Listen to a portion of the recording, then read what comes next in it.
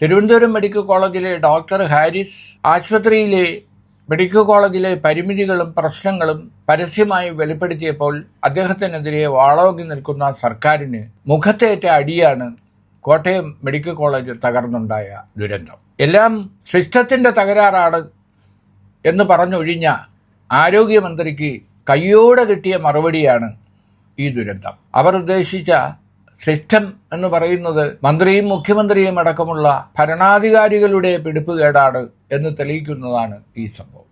എന്തായാലും ഒരു ഗ്രാമത്തിൽ ഒരു അനീതി ഉണ്ടായാൽ, ഒരു ഗ്രാമത്തിൽ ഒരു കലാപമുണ്ടായാൽ അവിടെ തീർച്ചയായും ജനങ്ങൾ ഉയരണം, ജനങ്ങൾ പ്രതിഷേധിക്കണം. ബ്രസ്റ്റിൻ്റെ കവിതയിൽ പറയുന്നത് പോലെ ഒരു ഗ്രാമത്തിൽ ഒരു അനീതി ഉണ്ടായാൽ അവിടെ ഒരു കലാപം ഉണ്ടാകണം.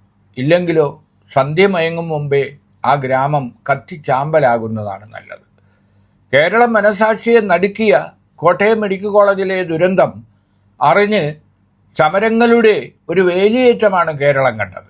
യൂത്ത് കോൺഗ്രസും KSUവും ABVPയും അടക്കമുള്ള പ്രതിപക്ഷ സംഘടനകൾ, കോൺഗ്രസ് ഉൾപ്പെടെ സമരരംഗത്തിറങ്ങി. മന്ത്രിയുടെ പത്തനംതിട്ടയിലെ വീട്ടിലേക്കും തിരുവനന്തപുരത്തെ ഔദ്യോഗിക വസതിയിലേക്കും വീണ ജോർജ് രാജിവെക്കണം ആവശ്യപ്പെട്ടുകൊണ്ട് പ്രതിഷേധങ്ങൾ എത്തി. കോട്ടയത്തും പാലക്കാടും കോഴിക്കോടും ഉൾപ്പെടെ എല്ലാ ജില്ലാ കേന്ദ്രങ്ങളിലും പ്രതിഷേധ സമരങ്ങൾ അരങ്ങേറി.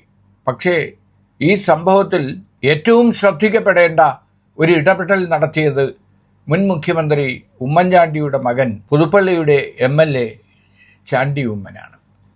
കാരണം ചാണ്ടി ഉമ്മൻ സ്വാഭാവികമായ ഇടപെടലുകളാണ് നടത്തിയത്. ഒരു പൊതുപ്രവർത്തകൻ ഒരു ദുരന്ത സ്ഥലത്തെത്തിയാൽ എന്തു ചെയ്യണമോ അതെല്ലാം അദ്ദേഹം ചെയ്തു. ഓടി നടന്ന് പരിക്കേറ്റവരെ കണ്ടെത്താൻ ശ്രമിച്ചു, രക്ഷാപ്രവർത്തനങ്ങൾക്ക് നേതൃത്വം നൽകാൻ ശ്രമിച്ചു, പോലീസിനെയും ഫയർഫോഴ്സിനെയും വേഗത്തിൽ കാര്യങ്ങൾ ചെയ്യാൻ പ്രേരിപ്പിച്ചു. എല്ലാം ചെയ്ത ശേഷം അദ്ദേഹം ബന്ധുക്കളെ ആശ്വസിപ്പിക്കാനും ശ്രമിച്ചു. അങ്ങനെ ഉമ്മൻചാണ്ടിക്ക് ഒരു പിൻഗാമിയുണ്ട്. മകൻ എന്നതുകൊണ്ട് മാത്രമല്ല, ഒരു ജനകീയ നേതാവാണ് താൻ എന്ന് സമയോചിതമായി അവസരോചിതമായി ഉയർന്ന് പ്രവർത്തിച്ച് തെളിയിച്ചിരിക്കുകയാണ് ചാണ്ടി ഉമ്മൻ. മറ്റൊന്ന്, ഈ അമ്മ നഷ്ടപ്പെട്ടുപോയ ബിന്ദുവിൻ്റെ കുടുംബത്തിന് 25 ലക്ഷം രൂപ നഷ്ടപരിഹാരം നൽകണമെന്നും ഒരാൾക്ക് ജോലി നൽകണമെന്നും ഇപ്പോൾ മെഡിക്കൽ കോളേജിൽ 3 ലക്ഷം രൂപയുടെ ബില്ല് ഈ കുടുംബം അടയ്ക്കാനുണ്ട്. ആലോചിച്ചു നോക്കണം. സർക്കാർ ആതുരാലയത്തിൽ, സർക്കാർ മെഡിക്കൽ കോളേജിൽ ഒരു ഓപ്പറേഷൻ എത്തിയ നിർധന കുടുംബത്തിലെ ഒരു പെൺകുട്ടിക്ക് 3 ലക്ഷം രൂപ അടയ്ക്കാനുണ്ട്. എത്രയോ പണം അവരായി അടച്ചു കഴിഞ്ഞു. അപ്പം സൗജന്യമല്ല ചികിത്സ എന്നുകൂടി ഈ സംഭവം വ്യക്തമാക്കുകയാണ്. അപ്പോൾ ആ 3 ലക്ഷം രൂപ എഴുതിത്തള്ളണം.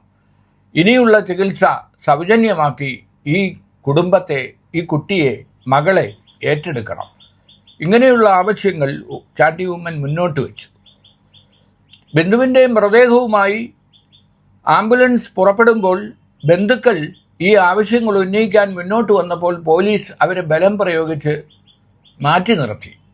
ഇതിനെതിരെ പ്രതിഷേധിച്ച ചാണ്ടി ഉമ്മൻ ഇപ്പോൾ കേസിൽ 1-ാം പ്രതിയാണ്. പോലീസ് സ്റ്റേഷനിൽ അറസ്റ്റ് ചെയ്യപ്പെട്ട കോൺഗ്രസ് പ്രവർത്തകരെ വിട്ടയക്കണമെന്ന് ആവശ്യപ്പെട്ടുകൊണ്ട് രാത്രിയോളം ചാണ്ടി ഉമ്മൻ പോലീസ് സ്റ്റേഷനകത്ത് പ്രതിഷേധിച്ചു. എന്തായാലും ചാണ്ടി ഉമ്മനെയല്ല എത്ര പേരെ പ്രതിയാക്കിയാലും ഈ പ്രശ്നങ്ങളിൽ നിന്ന്, യാഥാർത്ഥ്യങ്ങളിൽ നിന്ന് ഒളിച്ചോടാൻ ആരോഗ്യമന്ത്രിക്കും മുഖ്യമന്ത്രിക്കും ആവില്ല.